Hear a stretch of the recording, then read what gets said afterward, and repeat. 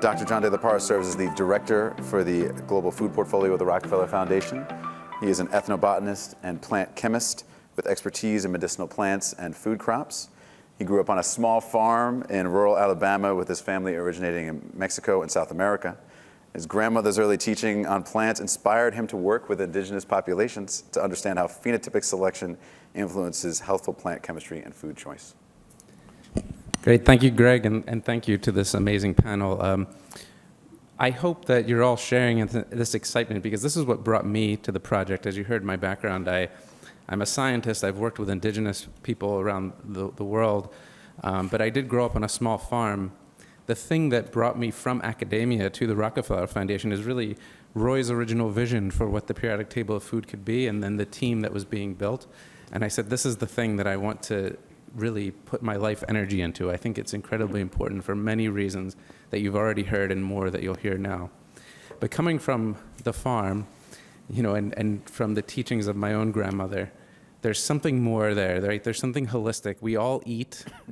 Food is important to all of us. And we're all undergoing this act of understanding what is good for us and what we should choose to eat, and the world needs to have access to that ability as well. So with that, I want to now give a proper introduction to Alejandra Schrader. Although we had a short introduction for her, she's about to give our keynote address, so I'm going to introduce her to you now. So Alejandra Schrader is a Venezuelan-American chef, author. As you can see her book to the side of the stage now. We'll hopefully have some chance to talk about that after as well. Entrepreneur and activist based in Los Angeles, California. She's spoken at the United Nations and the World Bank, and she uses her culinary platform to promote sustainability and encourage people to eat more plants and minimize food waste. She has a certificate in plant-based nutrition from the Center of Nutrition Studies at Cornell University and received a Master of Arts in Urban and Regional Planning from the University of Michigan with a focus on sustainability and land use planning. Alejandra first emerged in the culinary world on Fox's popular show MasterChef with Gordon Ramsay. From over 30,000 applicants, she earned a spot as a top finalist and was later named a fan favorite of the show. And she's our favorite too. Alejandra is a Sisters on the Planet ambassador for Oxfam America and a founding member of the Chef's Manifesto.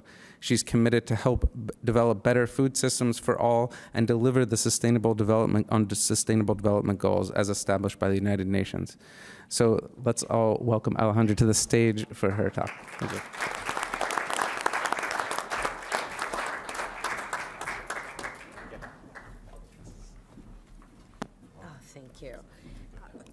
MasterChef was like 10 years ago, and I've done so much greater than get yelled at by Gordon Ramsay, but it's always a fun bit to tell. Okay, so thank you, John, for the introduction. I grew up in Caracas, Venezuela, and under the care of a single mother, I lived with my two older sisters in a middle-low-income neighborhood called Santa Monica. My mother was a doctor in pharmaceutics. She was the first college-educated person in our whole family. This was quite an accomplishment considering our underprivileged upbringing. She worked really hard to provide the best life that she could give us. However, we experienced a lot of financial hardship. Doing the best that she could with the resources that she had, my mother always chose education over nutrition at our home. We remained in private schools after my father left us. However, food, especially nourishing and fresh food, was simply not available. There were nights where there was not enough to eat, and all we had was calorie-dense, nutrient-poor foods. And the lack of access to nourishing food and good eating habits have had a lifelong effect on my health and development. At a young age, I was diagnosed with gallbladder disease and anemia. I have battled with obesity my whole life. At my heaviest, I weighed over 450 pounds. Having experienced firsthand hunger and malnutrition is precisely what propels my passion for wholesome food, which is why I am so grateful to be here in this historic event. I have found a sense of purpose in ensuring that good food is accessible to all, especially to Black, Indigenous, people of color, disadvantaged communities, and marginalized populations around the globe. I work hard to inspire people that look like me to have access to and suitable ways to consume a wider variety of plant-based foods. After I left a career in land development and planning to transition into the culinary world via MasterChef, it was imperative for me to carry over my passion for the environment and focus on sustainability in the food space. I am extremely aware of how our food choices and individual actions impact our carbon footprints. I am deeply committed to be a steward of the planet and to help build regenerative food systems where humans and planet can thrive. I carry out this commitment through my work, activism, policy advocacy, work as an ambassador for Oxfam America, and a founding member of the Chef's Manifesto. My culinary point of view focuses on sustainable diets. Per the Food and Agriculture Organization, FAO, sustainable diets refer to, and I quote, those diets with low environmental impact that contribute to food and nutritional security and to healthy lives for the present and future generations. Sustainable diets are protective and respectful of biodiversity and ecosystems, culturally acceptable, accessible, economically fair, and affordable, are nutritionally adequate, safe, and healthy, and optimize human resources. The concept encompasses everything I stand for. I use my business ventures to connect consumers with sustainable farmers. I educate people about the importance of demanding transparency from food purveyors and establishments. I empower consumers to use their purchasing power to create demand for diverse foods, especially ancient, forgotten, and heirloom foods. Most importantly, I encourage everyone to give plants a chance.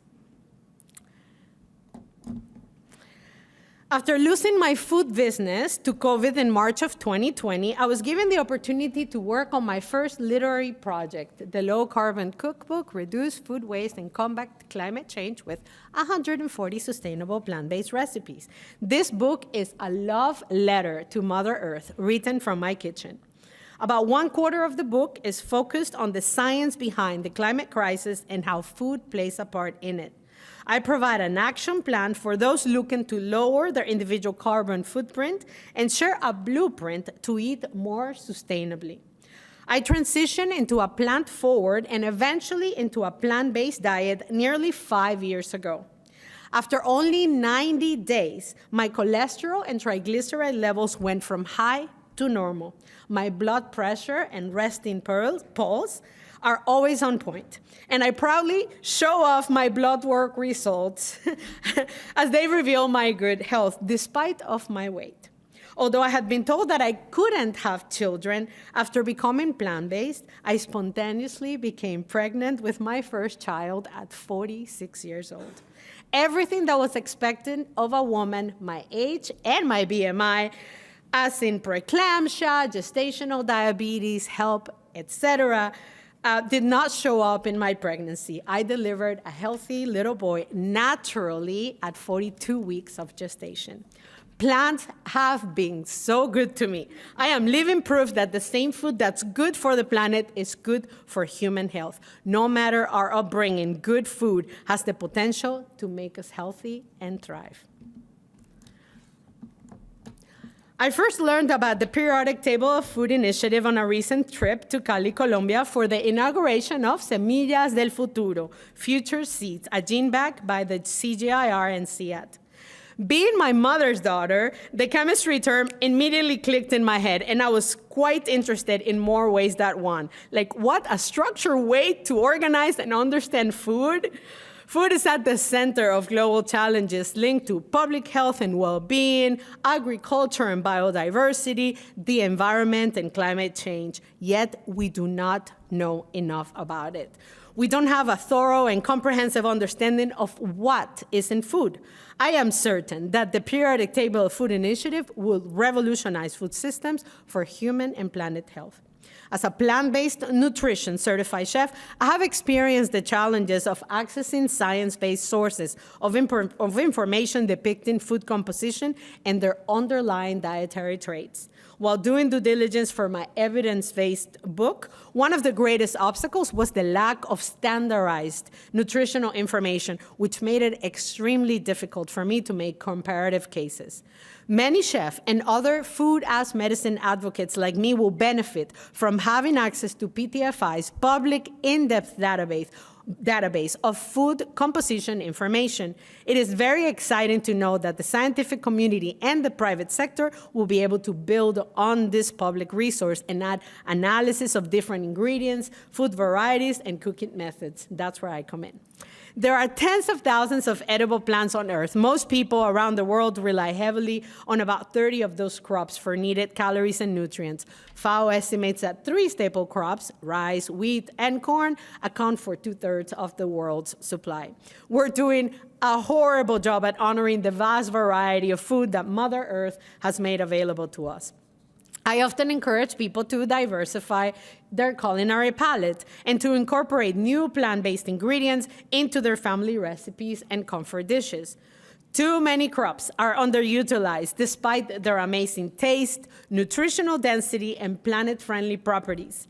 I am so excited that PTFI will shed light and bring them into the mainstream food systems.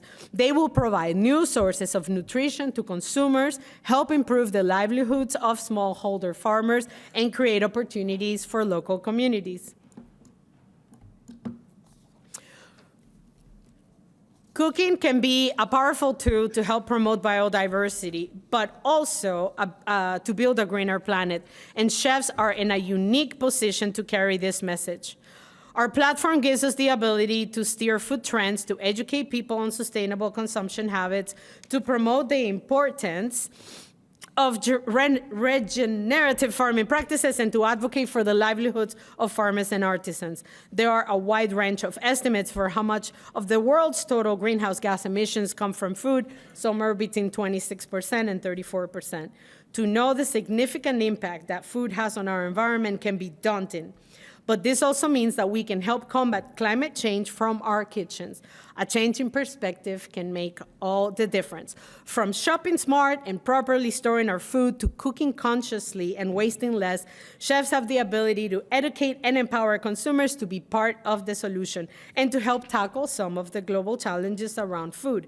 I believe that individual actions can make a big difference as part of a collective effort. As we say in Venezuela, put in your grain of sand so that we can build a mountain. Missing a slide. A study from 2018 indicates that food waste accounts for around 1/4 of greenhouse gas emissions from food, more than 3 billion tons of carbon dioxide equivalents. That represents 6% of total global emissions. FAO estimates that integrated into a country ranking of top emitters, food waste would appear 3rd after China and the United States. Throwing away food means dumping valuable natural resources such as water, energy, and more. The FDA says that the United States food waste is estimated to be 30 to 40% of the food supply, or around 133 billion pounds of edible food every year. Food waste also contributes to the largest volume of material in the U.S. landfills, accounting for 21% of waste stream. Sustainable Development Goal 12 calls for responsible consumption and production. One of the targets set forth to achieve this goal is to have per capita global food waste at the retail and consumer levels and reduce food losses along production and supply chains, including post-harvest losses by 2030. Reducing food waste could be among the top 3 solutions of 80 proposed by Drawdown Project to reduce heat-trapping gases. There is not much that consumers can do about food loss, what happens along the food supply chain post-harvest during the processing, packaging, and transportation. But food waste occurs during the consumption side of food systems change when edible and good food go unconsumed. That's where we can make a difference. What if we reimagine food waste as the new cool ingredient? Knowing that food waste is such a big contributor to the climate crisis has motivated me to find creative ways to use food and ingredients that traditionally end up in the trash bin. From peels and seeds to stalks and leaves, I use as much of each ingredient I buy as possible. I advocate for a root to leaf approach in my kitchen and motivate amateur and well-versed cooks to practice the same in their own homes. Growing up, because of our limited resources, we couldn't afford to waste any food in my house. And I am grateful that I learned from an early age to respect food and know its value. No matter how long I've lived in a different country, Venezuela is deeply ingrained in me. I am very resourceful in the kitchen and plan my family's meals. I store food properly to avoid spoilage. I refrigerate leftovers and serve them again at a different time. And I repurpose food to create new dishes. Venezuela is undergoing the worst humanitarian crisis of our history. This reality affects me at a personal level because my mother and other immediate relatives still live there. I cannot express the impotence I have felt to learn about food shortages and their inability to find food, especially fresh and wholesome food. Of the many staples, ingredients in Venezuela cuisine, plantain is one of my favorites. It's part of our national dish, the pabellón criollo. What's not to love about the sweetness of a slice of plantain? I remember the first time my mother shared in one of our daily phone chats that people had been using plantain peels as a substitute for meat. I was curious, but I just couldn't guess what the taste or texture would be like. So I immediately had to try it. I peeled the plantain, boiled the peel, scraped the inner membrane, sliced it thinly in order to make shreds, and then I made a traditional Venezuelan sofrito. I cooked the onions, green bell peppers, garlic, and I mixed in some spices, smoked paprika, cumin, annatto. I added ground tomatoes, and I simmered it until it reduced. I added the shredded plantain peels and seasoned it with sea salt and freshly ground pepper. After all it was mixed through, I let it simmer for about an hour. Well, let's just say that I couldn't believe what I was tasting. The plantain peels had absorbed so much flavor from the aromatics, and the shreds had wilted to perfection. I knew it wasn't our carne mechada or our shredded beef, but I could have been fooled. A culinary approach born out of need in times of crisis now helps people put food on the table. From what I tasted, there was no sacrifice in flavor, although there is a limited amount of nutritional information available for plantain peels. Most sources agree that it contains a good amount of dietary fiber, potassium, and folic acid. Food waste can be delicious and provide nutritional value. My Venezuelan and Afro-Latinx roots also play an important role in my passion for food waste. Hallacas, one of the most traditional Venezuelan dishes, something similar to tamales, originated from the very concept of food waste. They were invented by slaves during the colonial era. The slaves would use the scraps after making meals for the landowners and combine it with leftovers to prepare a stew, which was used to make their hallacas. Whatever pieces of meat that were left will be cut into small chunks and mixed in a pottage of vegetables, beans, nuts, and aromatic ingredients seasoned with spices. This zero-waste mixture would be used as a filling over a base of corn dough, wrapped in banana leaves, and then steamed. Nowadays, traditional hallacas don't come from leftovers, yet people still imitate that concept to make the filling. As a way to honor my ancestors' food waste approach and to prepare a plant-based version of this dish I love so much, I have created a recipe that uses plantain peel for the filling. Talk about low-carbon food. My hallacas do not contain any kind of animal source products. They are made with ingredients traditionally thrown in the trash. They're made in large batches for long-term consumption, and they're steamed, which requires less energy than traditional cooking methods. I have been able to experiment with a wide variety of zero-waste ingredients: papaya and avocado seeds, beet and radish greens, watermelon rind, aquafaba, root vegetable peels, carrot tops, and others. Many of these ingredients have been used in Latin America and other cultures for generations because of their medicinal properties. In Venezuela, for instance, many people use papaya seeds for their anti-cancerous properties, to fight infections, to improve digestion and kidney function. Although I could not find reliable data to corroborate these claims, I did find science-based information indicating that papaya seeds contain powerful antioxidants, fiber, and heart-healthy fats. Food waste may add nutritional value to our diets, lend health benefits, help us minimize our carbon footprint, and combat climate change, all while helping us save money. That makes food waste one cool ingredient, and I will hope that you agree with me. We don't know enough about the composition of food, let alone food waste, and really need a source of standardized information. This is yet another reason why the Periodic Table of Food initiative would be so useful for eco-chefs and culinary professionals conscious about nutrition and the environment. I've already shared a list of many zero-waste ingredients that I use and love with the PTFI team. I have been using the vast majority of these ingredients to create amazing dishes, and they have been featured in my book and showcased at high-profile events, including the inauguration of Future Seeds. I am so excited to have access to a comprehensive database with biochemical information about plant-based food and food waste ingredients, and to continue to motivate people to cook with them. Uncovering the nutritional profile of food waste and how it varies could provide new, innovative ways to fight hunger and nutrition inequality. Learning from the situation in Venezuela, I have been motivated to look at food waste potential to help mitigate food insecurity and hunger during conflict. Imagine being in the Ukraine with limited access to food. Maximizing the use of every part of your produce could make a big difference. It could provide an additional meal and source of nutrients. For instance, some of the most common ingredients used in Ukrainian food are carrots, potatoes, beets, and radishes. By upcycling the parts of these foods that are normally discarded, people could create nourishing dishes. The Ukraine war has had an impact on the global food systems, even if not immediately affected. At least for now, we should explore dietary changes that would lead to a more resilient and sustainable global food system. Getting familiar with some of these new and underutilized plant-based foods, as well as food waste ingredients, would be a great starting point for people. It's so important that we educate and empower others to get in their kitchen and learn how to cook wholesome, healthy food.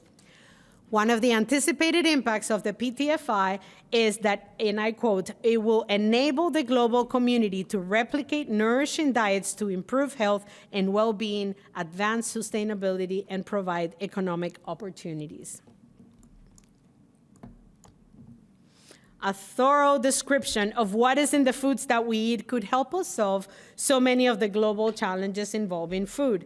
As an ambassador for sustainable goal number 2, Zero Hunger, I see so many practical applications for the PTFI database. Beyond access to sustenance and nourishment for people worldwide, it could have positive repercussions on smallholder farmers, allowing for new markets and better profits. As a mother of an infant, I value the positive impact that it could have on the development of suitable dietary plans to enhance childhood nutrition. Having access to high-quality nourishment is essential for growth and the maintenance of life. As a chef trained to promote plant-based nutrition, understanding the nutritional traits of certain ingredients will help us target and showcase new sources of plant-based protein as well as other macronutrients. With this information at hand, we will have the tools to promote biodiversity and sustainable diets to a whole new level. I want to thank the Periodic Table of Food Secretariat and all involved parties for taking such a revolutionary step to create quality diets and to improve food systems for human and planetary health. It has been an honor and privilege speaking with you today. Let us all carry the message forward and remember that we all have a responsibility to help build a bright and sustainable future for everyone, everywhere, despite of geography, race, or socioeconomic status. Thank you.